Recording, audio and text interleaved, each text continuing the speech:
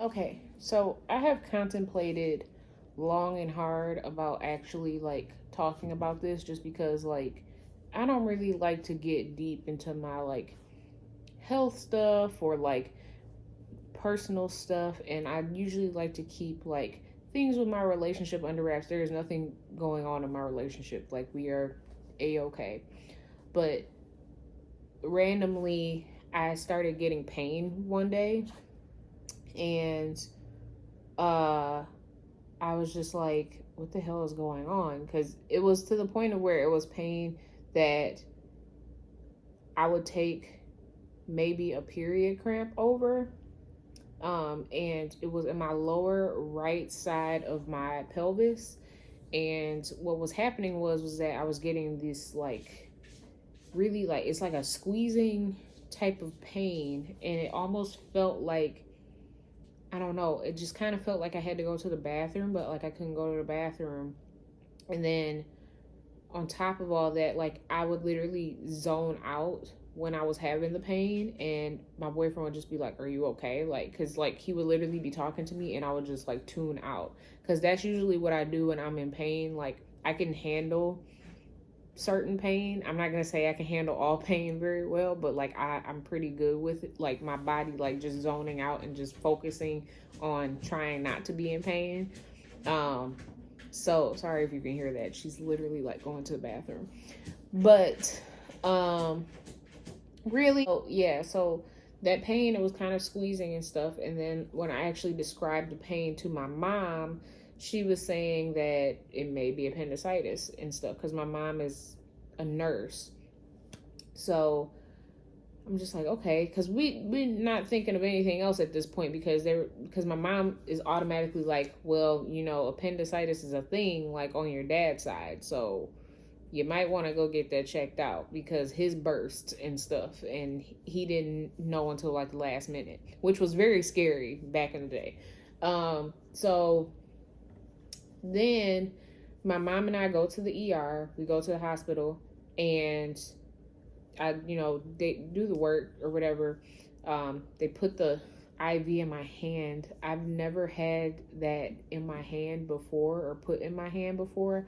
Oh my God, why did that hurt so bad?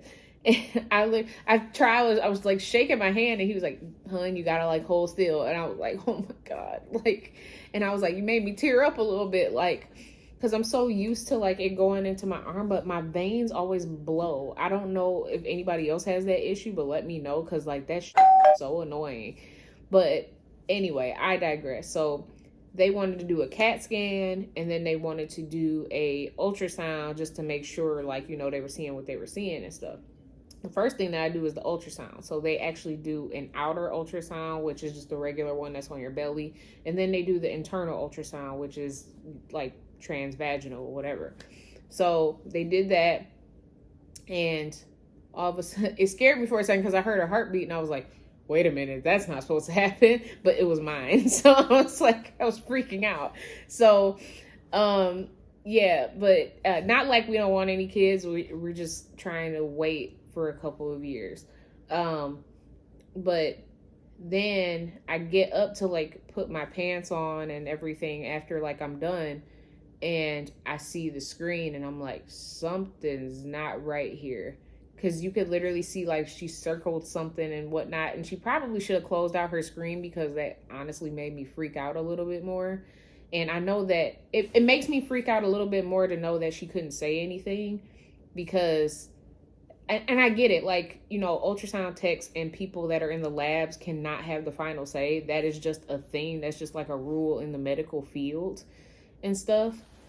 But it freaks me out, like, because like you don't hear anything. It's almost like your mom telling you, wait till we get home. You know what I'm saying? Like, it's an unknown type of feeling. So as I'm walking back to the ER, literally, like, I went from 0 to 60. I was this happy, trying to stay calm type of person to where I was bawling, like tears.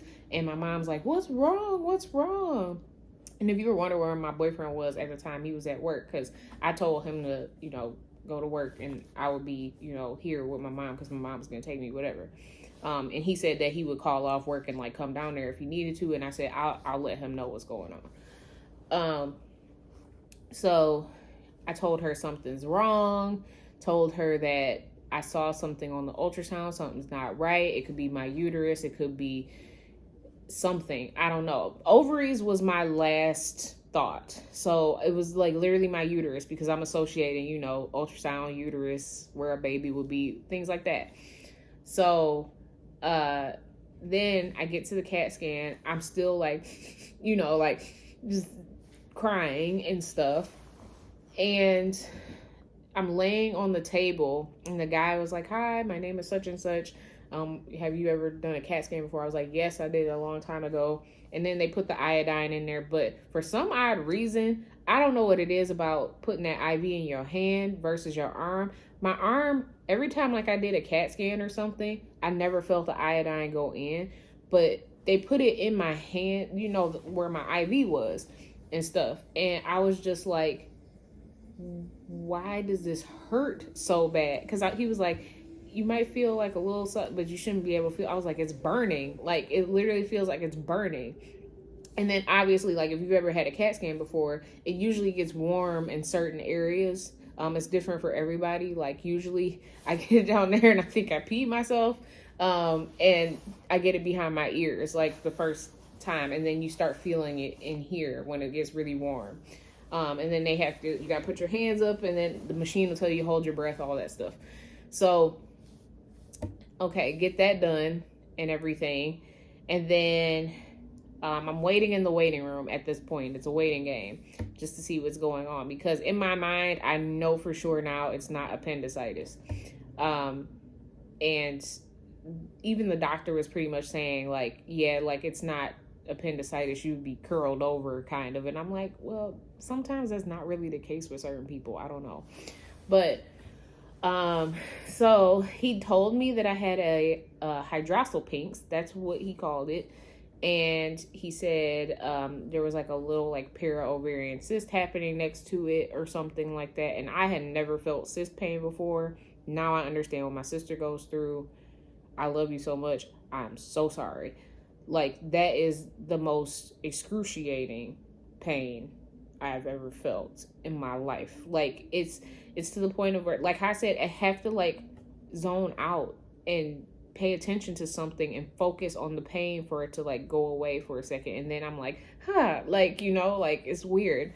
So, then what happens? He said it could have been caused from like a long-term infection or endometriosis, fibroid, things like that. So I was just like, infection, like what the heck? So he had me follow up with my gynecologist. Tried to follow up with my gynecologist that I actually have had for years. Their customer service became terrible for some odd reason. Like over the past couple of, I don't know, like years during COVID, because I mean I was due for a PAP anyway, so like I was gonna call them and all that stuff, whatever. But then they were treating me like they didn't know me. The lady didn't even write down what I was supposed to be coming into the appointment for. When I scheduled the appointment with them, they literally called me the day of from a spam number at that. Like, I did not know who was calling. And then they left me a voicemail saying that my doctor had to go and deliver a baby and I'd have to reschedule. I'm like, they've done this to me before, every single time. They literally do it. I know a baby is going to come when a baby is going to come. I do not have anything against the baby. Let me make that clear.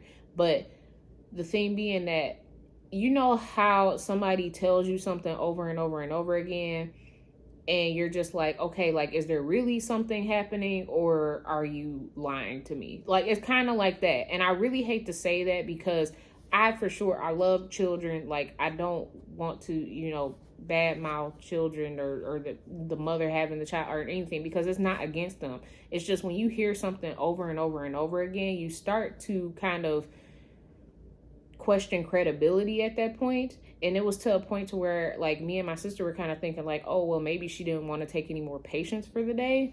And even this new doctor that I'm at now, they're like, still like that shouldn't take that long, because usually what gynecologists do is they recommend you to come to the hospital or wherever it is that they need to meet you at, like when it's really, really time, because they don't want you having to sit in the hospital for so long. I was like, I mean, that makes sense to me, but like, I don't know that. I've never had a child, so I'm trying not to assume, and I really don't want to assume the worst about people. But my sister was like, okay, that's it. It's time.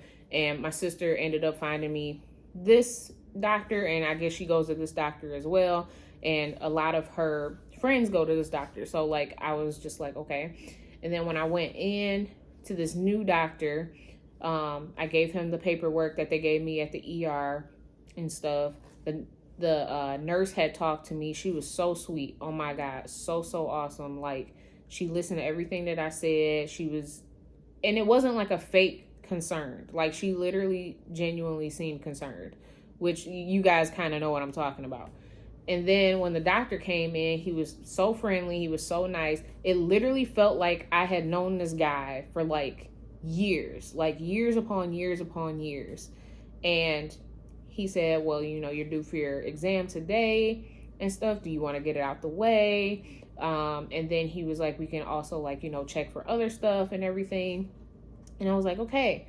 So we did the exam and everything. And when I tell you that was the best examination I've had in my life, that is the best examination that I've had in my life. And it was very thorough.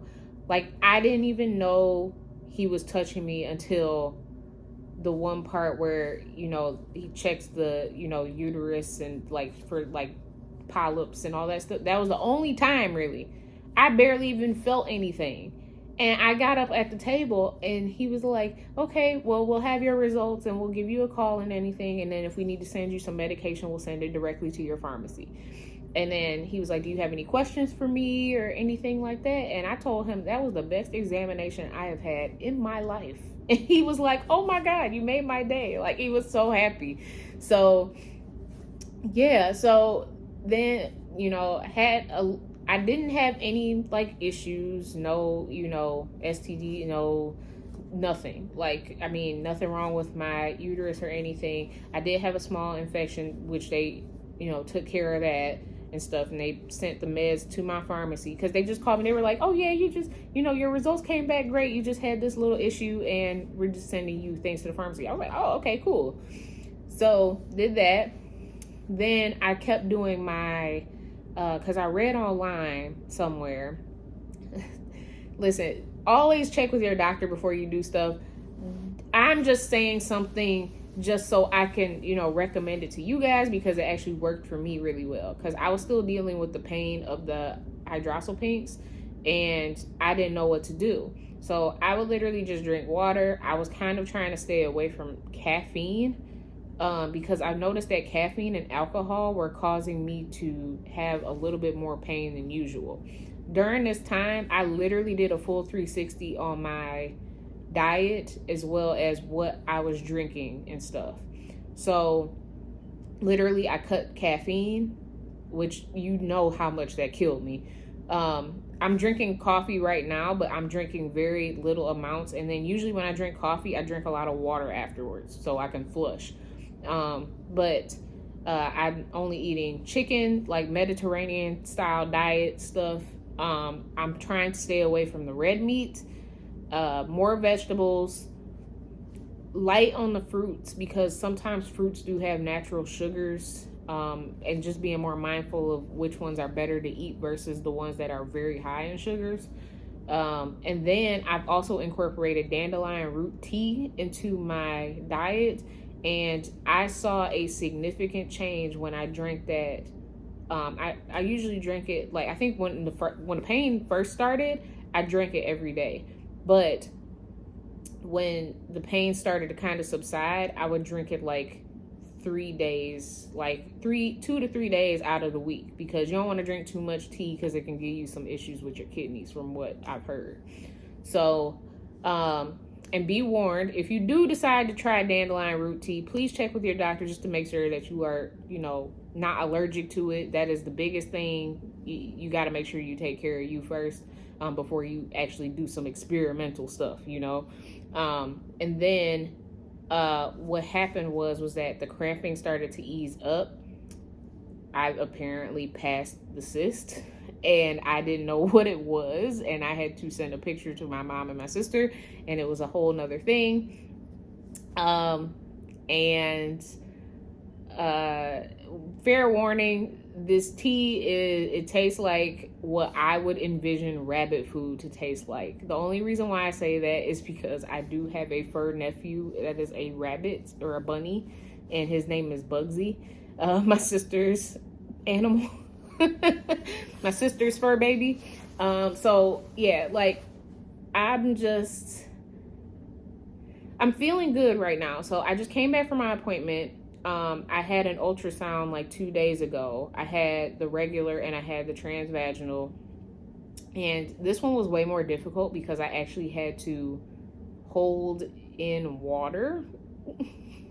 So they had me drink water, about 3 16-ounce glasses by 6:30 a.m. So I ended up doing that, and I had to go to the hospital, and I had to go to diagnostics and imaging, and I had to wait until my appointment, which was at 7:15, which I actually waited longer because, I mean, if you go to a hospital, you know you're going to wait probably. And I'm sitting there doing the pee-pee dance because, like, literally I was so uncomfortable at that point. I literally felt like I was going to let it go. No pun intended. Like, I literally thought that was going to happen. And I actually snuck to the bathroom and I released a little bit and I came back out because I was like, I gotta let something go because, like, literally my waist was hurting so bad. Like, it was just, ugh. And I was literally like, when the lady finally called my name, I was waddling. Like, you would have thought I was like, you know, like a penguin. I was literally waddling. So yeah, then I get on the table and I'm like breathing like like you would have thought I was in labor or something like that, because I literally was just like, it wasn't that dramatic, but like I was literally, you could tell, like it was, I did not want to pee on this table. So she literally, like, she was taking the ultrasound thing and she was pressing it into my stomach, like where my bladder would be, and I'll be like, who? Because I'm just like, man, like, I have to go. And then when she was finally done, when I tell you I hopped off that table and she was like, okay, like, you can go to the bathroom and then we'll do the other one. I was like, oh my God. And she showed me the way to the bathroom and she's like, okay, well, just make sure you sit there. I'm just like, And I'm like, I need to get in the bathroom. So get in the bathroom, do my thing, come back, do the, you know, the other one. And then the ladies that were in there, they were like, we've never seen like ovaries so close. And I was like, oh, really? And they were like, it's not a bad thing. It's just, we've never seen that before. Like, we could actually get it all on one picture. And I was like, oh, like, okay. So went to the doctor's office today, which was my follow-up, and they were supposed to, because they send them over from the hospital to my doctor's office, the ultrasound results. And he said that it looks like there's still some fluid in there, but it doesn't seem to be bothering me as much as it did. And I said, yeah, like, I'm not in pain right now. It happens every so often, but it doesn't happen like how it did that one night when I had to go to the ER. And he said, okay. So he said that what he wants to do is he wants to monitor it. And then if I have any type of pain, like very like bad pain, then I need to give him a call immediately, because then we'll have to discuss laparoscopy, which is where they either remove, they'll have to either remove the ovary, which is a salpingectomy from what I'm understanding. B, they'll have to remove a part of the damaged tube where the fluid is and get it out of there or something, and then fuse it back together. Or C, which is this case scenario, which is to monitor it, make sure that it doesn't cause any issues, and if we decide to try and get pregnant in a couple of years, or maybe earlier, whenever we decide, then I have to monitor that because it could cause some issues, and he wants to make sure I don't have trouble getting pregnant or have a possibility of getting a miscarriage. So just want to make sure that, this is okay. But yeah, I guess this was something that I couldn't really prevent from happening, really. Like, I do have small uterine fibroids. I do have, it's just genetics. Like, I've always had, and me and my sister were bound to get some type of issue with our ovaries and stuff. It runs on both sides of our family. Like, it's something. Like, we could do our best. Like, we work out, we drink water, we try and be mindful of, things that we eat and stuff. We don't eat the best all the time. We're human. But at the same time, it's just like, we try and do all these things to prevent something from happening. And sometimes it's the inevitable. Maybe it's a part of our life for a reason, and it's supposed to help us grow in a way or something. I don't know. Only God knows. But right now, I'm feeling good. That's the most important thing. I'm trying to make sure that I still stick with, my diet, and I'm just going to pray a lot and make sure that, my mind is at ease. Cause this hurt me for a long time. Cause when I tell you I came home and I Googled, that is the worst possible thing that you could ever do. Like, after you leave like a doctor's office, you do not want to Google anything.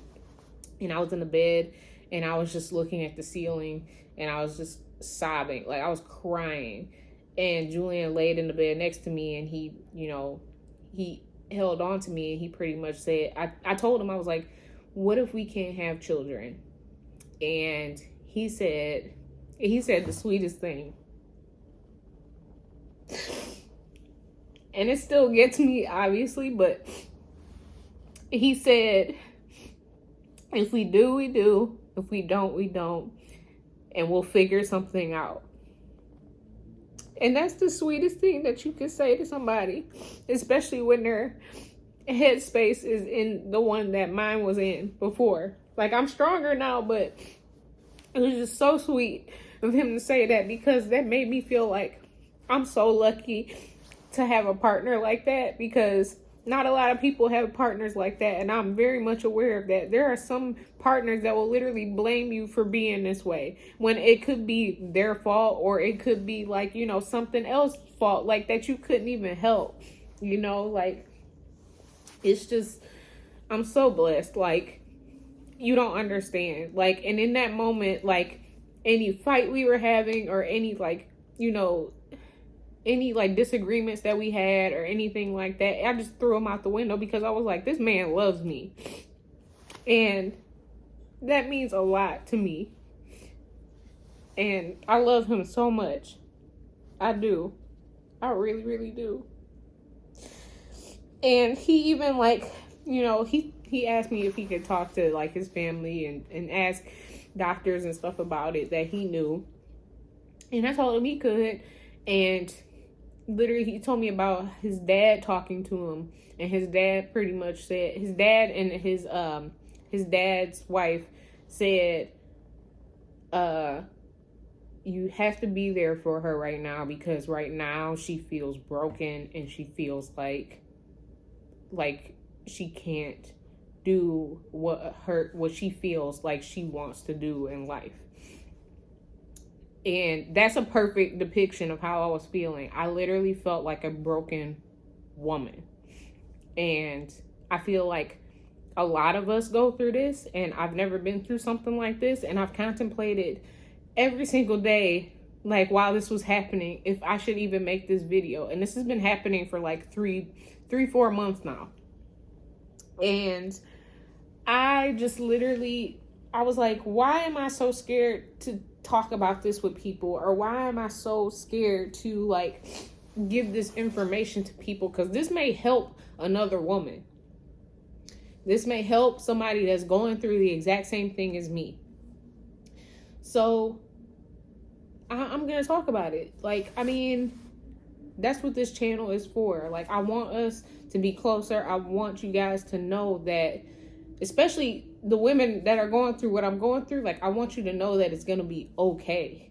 Like, and we'll make it through and everything like that. I mean, this is just the beginning of my journey, because we're gonna want to have kids eventually, and who knows what's gonna happen there and stuff. But you know what? Like, I'm gonna stay strong. I'm gonna continue to pray. I'm gonna go to my doctor's appointments.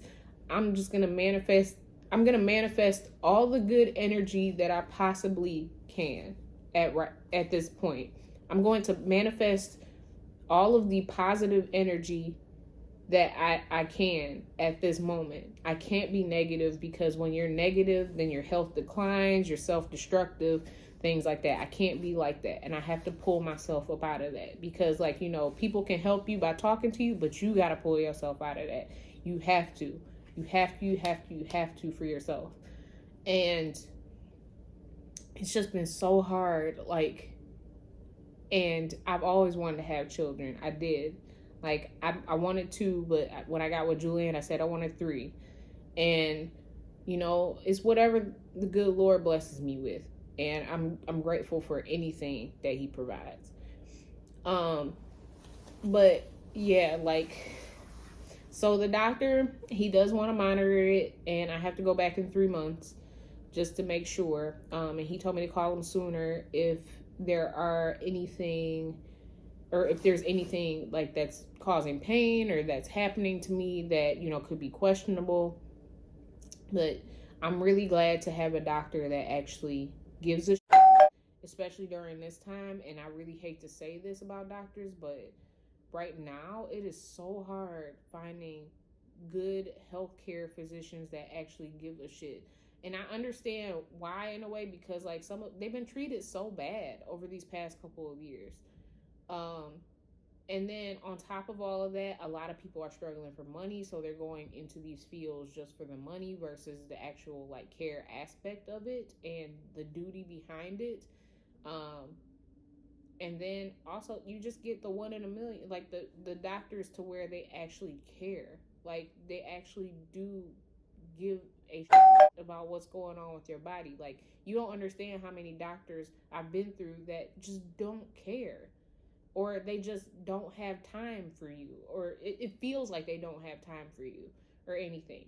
When I tell you, I walked into this doctor's office and I told them on the phone, I said, I just want to tell you thank you, because this other person I talked to on the phone, they did not care about what was going on with me. It didn't seem like they were interested to know or help me in what was going on with me.